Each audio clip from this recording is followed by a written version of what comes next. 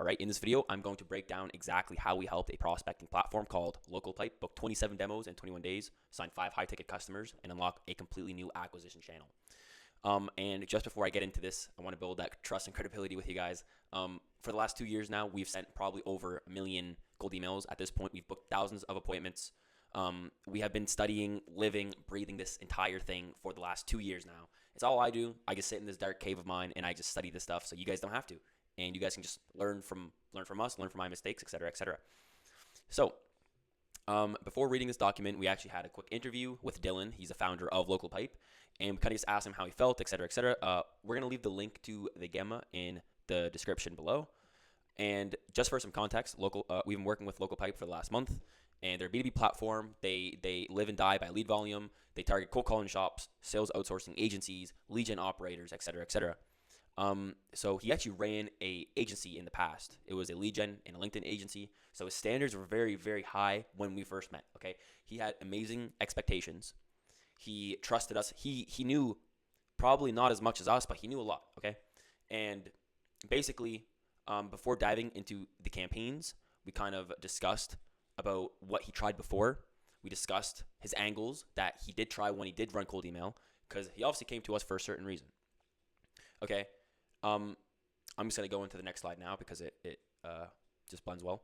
So he did not have a pipeline problem the way most founders do. He had a consistency problem, okay? So when he started his SaaS, he basically grew it just off of referrals and LinkedIn content. Those were his only 2 ways to actually get leads. So we helped him completely open up a new channel, and that channel just has warm prospects booking meetings on his calendar. Okay, so doing LinkedIn content and running on referrals, it's not sustainable. Okay, he has a whole business to run on his own. Okay, he has clients that he has to service.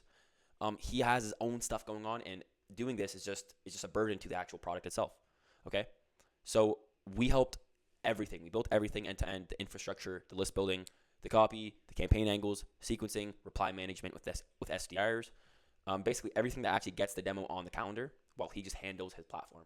Okay, so step 1 was find the winner fast. Okay, this is the main principle of cold outbound. Okay, whenever you onboard a new client, whether they be in the agency space, whether they run a SaaS company, etc., you want to find message market fit as fast as possible. And you may ask, how do you do that?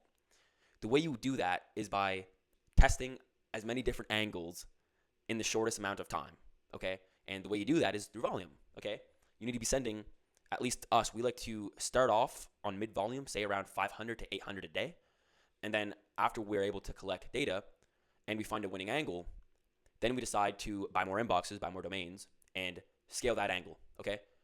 But in the beginning stages, we're literally just testing as many different variations as possible. Different vibes, different storytelling, different CTAs, different subject lines, different lengths of copy, literally everything you can imagine. And we actually use Claude. I'm sure you guys know of Claude already at this point. But we have it trained on all of our winning copies. We have it trained on all of our working strategies that we have. So it's basically a beast. Yeah. But anyways, when we first started working with Dylan, the main goal is to understand his business and his market as good as possible.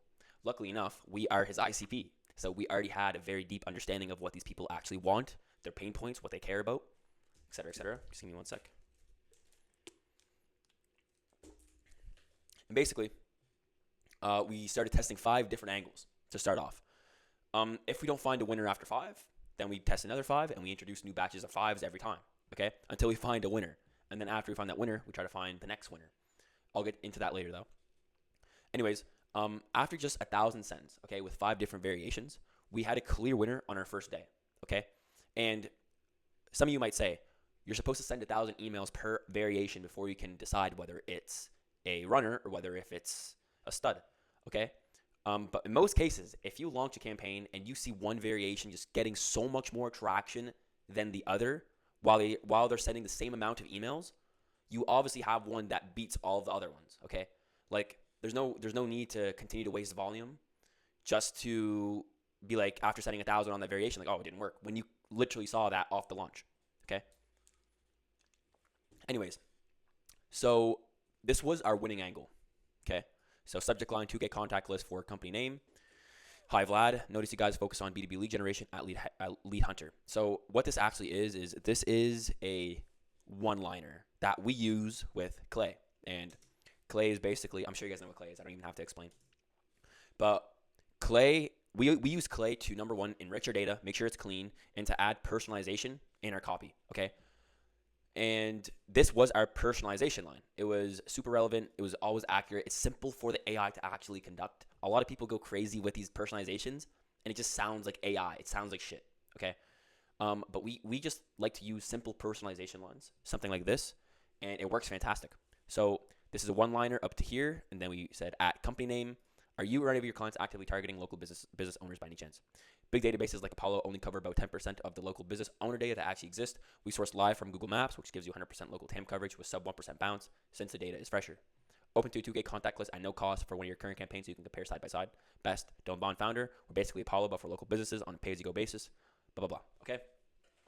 So the one thing people get wrong in cold outbound all the time, and I'm still seeing this up to this date, okay, is asking for the call too early before giving any value and building any trust whatsoever.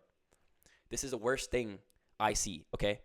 And there's a caveat to that because we have clients that work with like really blue collar guys, like landscaping owners, contractors, etc.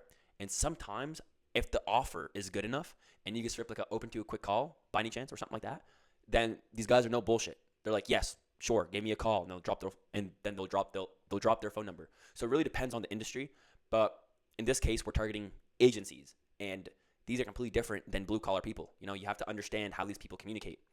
And blue collar guys are just get on a call. While these guys, you have to actually build trust before you get any sort of outcome, whether a book meeting, etc. So the way we gave value is basically saying open to a 2K contact list at no cost for one of your current campaigns so you can compare side by side. And the way how this worked was after they agreed, then we would schedule a demo for our client with Dylan, and basically Dylan would get on the call, he would learn more about the ICP, and then he would give them a free trial. And after he gives the free trial, since his product worked so well, since people loved his service, 30 to 40% ended up converting from that demo. Okay, so this is basically a sexier way of saying, do you want to get on a demo?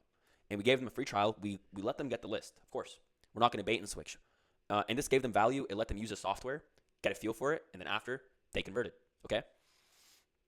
So a few other things in this copy I'd like to point out is, basically just sounding human. Like don't sound like a newsletter, or don't sound like AI. Don't sound like, a fucking ad. You want to sound like a human, because most of the time, authenticity beats any sort of AI personalization. Authenticity is what cuts through all of that shit. So literally, when I'm writing my copy, I write it by hand, and then I get AI to kind of double check it to see how the recipient would read it, how they think, etc. And I would make little adjustments. I also like to include very small typos in my cold emails most times. Like for the I would normally just do like a lowercase I, or like add LOLs and add ha-has. You don't want to sound too serious as well. And building that likability over cold email, it's hard. This example doesn't do the best justice, but on other angles, I've definitely tested more like personalized, like human typed approach, and it works better than 100% of these templates, which is funny. Anyways, basically Apollo, but for local businesses on a pay-as-you-go basis. So what this does is a risk reversal in some sort. Okay, a lot of people love pay-as-you-go more than subscriptions, so that's what we did, and this kind of acts as a risk reversal already, like free value. They don't have to, it's no risk for them whatsoever. Okay, and this just helps them get a feel of what our business actually is. So we're basically dumbing it down for them. Like we're basically Apollo, but for local businesses. Okay, and we just added some social proof here as well. Like all of these are here for a reason. Okay. Social last agency we onboarded, EIT, increased total addressable market by 20%, and positive reply rates increased by 33%. Okay, so basically dumbing it down to what we do, so they get a feel, so they can actually visualize it. Risk reversal, it's not subscription. We're not going to ask for money. It's just pay as you go, and then social proof, and then we have a very, very easy ask. We're not asking for any call. Okay, and this is what cold outbound in 2026 should look like, and this is the only way you'll stand out in people's inboxes where it's crowded with cold emails. Okay, So we call this asset-led outbound. And I'm sure you guys already do this or know this. Hopefully you do, but leading with value every time is the key. So these are a few of the replies we were seeing. Hi Dylan, thanks for reaching us. I'm interested. More details. I'm interested. Let me know. Let's have a convo. I'm interested in learning more for my own campaigns and for a few of my clients. That'll be great.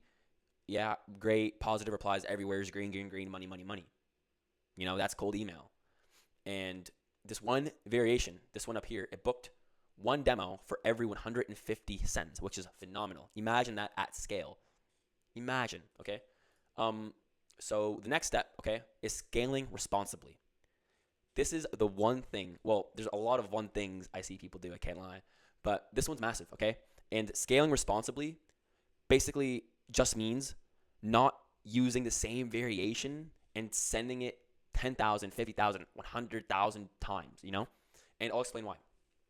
So finding a winner is one thing, not burning it is another, okay? So in cold email, the one thing that quietly kills a winning campaign is called fingerprinting, okay? And if you run the exact same email for too long, Google and Microsoft start to recognize the pattern and they start to throttle your deliverability, okay? So that means your main winner stops working. It means that you're not going to be landing in the inbox as much. And this also risks your whole infrastructure. Because if one domain gets flagged a shit ton of times, it's going to start affecting all of the email accounts under that domain, okay? And it's just risky. So to stay ahead of it, we build one additional variation of the winner and we structure it differently, okay? So what does that mean exactly? It means that we'll change the structure of the email. We'll add a new subject line. We'll add a new opener. It's the same offer, okay? But we just make it look different in the actual email itself. So let's say we've done this for this variation. Literally, I'll show you a quick example. We would go like here. We would bring this up or something like that. We would do something like that. We would keep this there. We would probably even change that, but that's just the main structure of it. It looks like a different email, and that way, Google and Microsoft, they're not going to start catching on to the emails you're sending a million different times. Okay, it's pretty simple concept. So, this keeps the sending pattern varied while protecting that angle that is actually working. Okay, so I actually got this from Tyler Heron. He's another guy in our space, and it's the 70-20-10 rule. Okay, so 70% of volume goes to the proven winner. 20% goes to a restructured variation of that winner, and 10% goes to completely new angles we have not tested yet, okay? So the split does two things at once. It protects deliverability, one, and it keeps a steady stream of new angles in the pipeline, so we always have the next winner in testing before the current one fatigues, okay? It's like, ammunition, We're keeping a bunch of ammo stocked in our backpack, for example. So when we actually run out of bullets in our machine gun, we have extra ammo to back it up, load it up, and just start firing again without having to see a decrease in our sending volume to find a new angle and pause campaigns, et cetera, et cetera. You got to be proactive.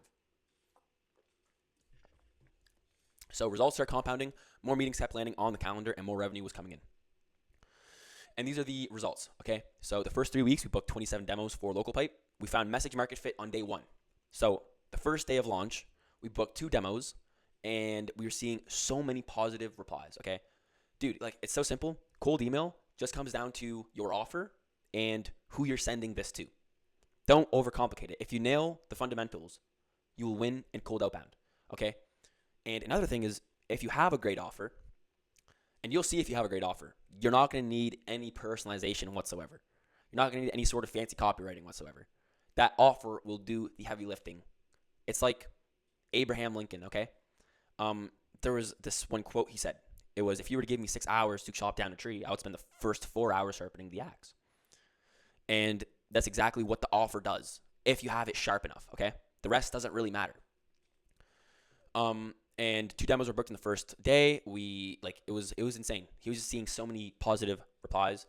Month 1, he added an extra 3 to 5K in MRR. Total lifetime value of those is more than 20K in lifetime value. It's a SaaS company, okay? A lot of SaaS companies do not charge that much. It's $30. We pay for SaaS companies, and we're paying 30 to 70, some higher ticket, like Apollo, for example. But that's another point. Anyways, these are some of the things he said. Boom, boom. And yeah, these were the campaign stats over 3 weeks. So we've only contacted about 6K contacts. Okay. And we also included one extra follow-up sequence. So step 2. That's why it's actually 11,000 total email sent. But we only really had 6K like people contacted fresh. From that, we had a 3.5% reply rate, which is phenomenal. These are obviously including out of offices and automated messages, et cetera, et cetera. And we had 40 people that actually were interested, were warm, real people. And yeah, I just break that down more here. We don't track open rates. As you guys know, this is a simple one. Never track that shit. It's an easy way to tank your deliverability. Reply rate was phenomenal. And yeah, by handling the entire front end of the business, he got his time back. He's booking demos on autopilot like butter. He's growing the company, getting it seen more. He's opened up a lot of partnerships through cold outbound as well. He met a lot of community owners that were referring people to him, and it just opened up a whole avenue of opportunities for the SaaS company that he was building. So hope you guys got some sort of value from that. And if you want to see if we're a fit to work together, or I'll even audit your outbound strategy, or I'll audit your infrastructure, whatever you need help with, feel free to book a call in the description below, and we can chat. Easy. But yeah, hope you guys got value, and God bless. Take care. Peace out.